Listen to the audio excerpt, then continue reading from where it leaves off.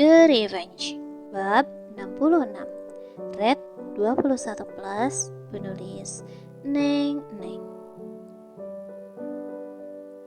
Kiara menatap lekat pada punggung seorang pria yang kini tengah memasukkan sebagian besar pakaiannya ke dalam sebuah koper besar. Menatapnya dengan mata sendu, terselip banyak harapan dalam angannya. "Berapa lama Mas Andra akan pergi?" tanyanya memecah keheningan. 1 bulan, Andra menjawab singkat.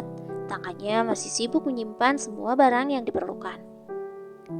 "Selama itu, Mas Andra tidak akan pulang?" tanyanya dengan nada sedih. "Ya, terlalu banyak urusan yang harus aku selesaikan.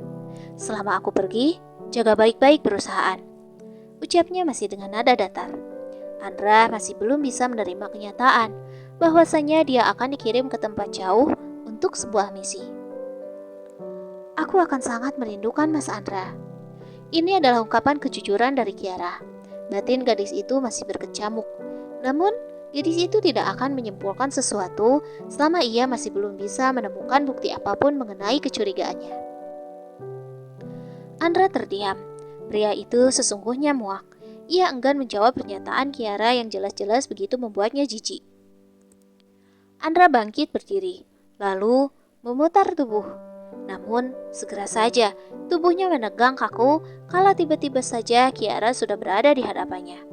Kening Kiara menabrak dada bidang Andra. "Sekali saja, bolehkah aku memeluk Mas Andra?" Untuk pertama kalinya, gadis itu meminta. Andra terdiam. Selama ini, belum ada kontak fisik apapun di antara mereka. Andra selalu memiliki segudang alasan ketika Kiara bertanya. Tanpa kata, Andra memeluk tubuh Kiara, membedamkan wajah gadis itu pada dada bidangnya. Kiara mendengar betapa ributnya jantung Andra, begitupun dengan jantungnya yang bertalu lebih cepat dari semestinya.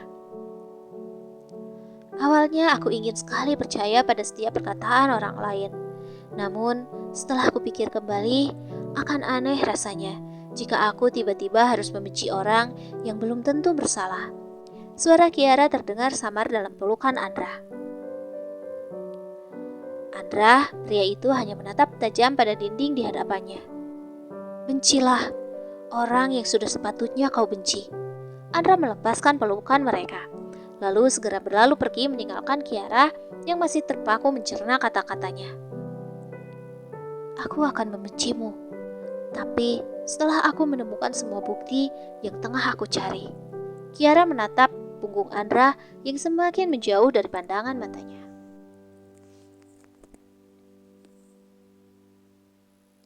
Kiara berjalan memutari ruangan yang sebelumnya ditempati Andra.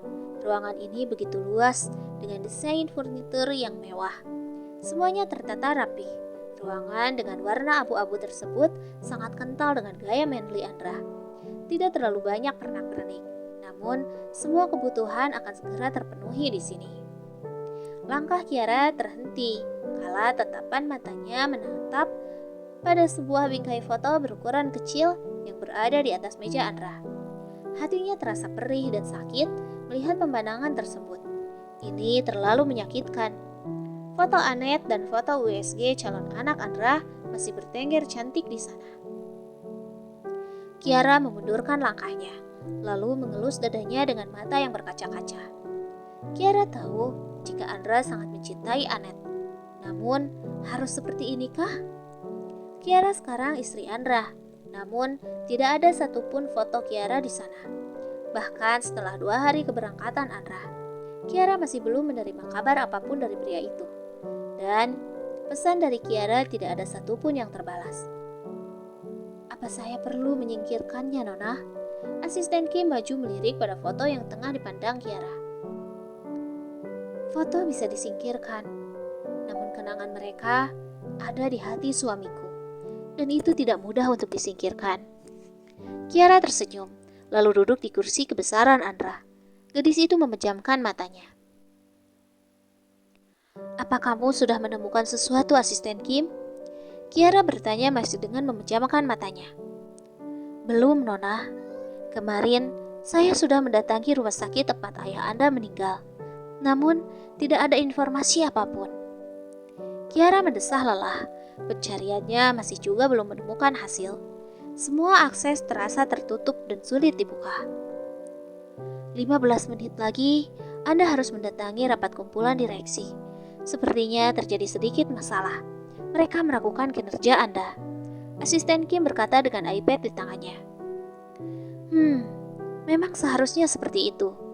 Bagaimana mungkin orang sepintar mereka mudah percaya pada orang seperti diriku? Aku harus melakukan sebuah pembuktian dulu. Setelahnya, semua tergantung pada mereka. Asisten Kim mengangguk. Bagaimanapun, posisi Andra bukanlah posisi yang mudah. Kiara harus melewati banyak rintangan, hingga berdarah-darah untuk melewati fase ini. Anda pasti bisa, Nona. Asisten Kim mencoba memberi semangat. Namun, Kiara hanya menatap datar dan kosong pada pemandangan di depan sana. Gadis kecilku, rupanya sudah bisa menunjukkan taringnya. Bima mengacak rambut Kiara pelan. Pria itu tertawa renyah kala melihat Kiara yang tengah melamun sambil mengaduk makanannya. Aku masih takut, Mas. Kiara menundukkan kepalanya. Tangannya saling meremat kuat. Hei, kau sangat hebat tadi. Bagaimana mungkin kau terlihat gemetaran seperti ini? Seperti anak anjing yang kehujanan saja. Bima terkekeh geli. Aku tidak menyangka pada diriku sendiri. Kiara kembali menggeserkan kakinya di lantai. Kau tahu, tadi kau begitu hebat. Adikku tersayang yang luar biasa. Bima tiba-tiba memeluk Kiara dari samping, sedangkan Kiara merengut kesal. Mentang-mentang tidak ada Max, Mas Bima jadi berani memelukku. Kiara merajuk. Bima membelalakan matanya ke kedal. Hei, memang kenapa kalau ada Max? Bukankah Max pencemburu? Harusnya dia akan marah jika tahu Mas Bima memelukku. Kiara mengerutkan keningnya membuat Bima gelagapan. Kenapa dia harus cemburu? Kau kan wanita. Ya, aku tahu. Max pasti hanya cemburu jika Mas Bima bersama pria lain. Aku lupa. Dasar Kiara bodoh. Kiara memukuli kepalanya pelan. Ya! Ara, kau salah. Hei! Bima dan Ara melirik ke belakang. Di sana berdiri seorang gadis cantik dengan pakaian seksinya. Bima berdecak kesal. Hai Lola! Kiara melambaikan tangannya. No, call me Lala. Gadis itu cemberut sembari menghampiri Kiara dan Bima, lalu duduk di hadapan mereka. Kiara tersenyum menanggapinya. Kalian sedang makan siang? Tanyanya basa-basi. Ya, tapi aku sudah selesai dan akan segera pulang. Kiara berdiri lalu hendak beranjak meninggalkan Bima dan Lola. Aku akan mengantarmu. Bima ikut berdiri. Tidak, tetap di sini dan antarkan Lola pulang, Mas. Kiara kembali membawa Bima pada kursinya, membuat Lola terlihat senang. Sebagai adik ipar yang baik, tentu aku akan mengantarmu lebih dulu. Biarkan saja gadis itu. Bima melirik kesal pada Lola, dan Lola hanya bisa cemberut di tempatnya. Mas Bima, aku akan pulang bersama sopir. Jangan khawatirkan aku. Kiara kembali menolak dengan raut tidak enak pada Lola. Dia kesini datang sendiri. Lalu kenapa aku harus repot mengantarnya pulang? Bima masih ngotot, membuat Kiara bingung sendiri. Ya, aku memang kesini datang sendiri, melangkah dengan kedua kakiku sendiri, dan aku akan pulang dengan kakiku sendiri. Lalu kenapa? Kenapa kau sungguh repot berkata tak pantas padaku? Memang siapa dirimu? Kiara dan Bima menutup kedua telinganya kala mendengar suara lengkingan Lola yang sangat memekakkan telinga.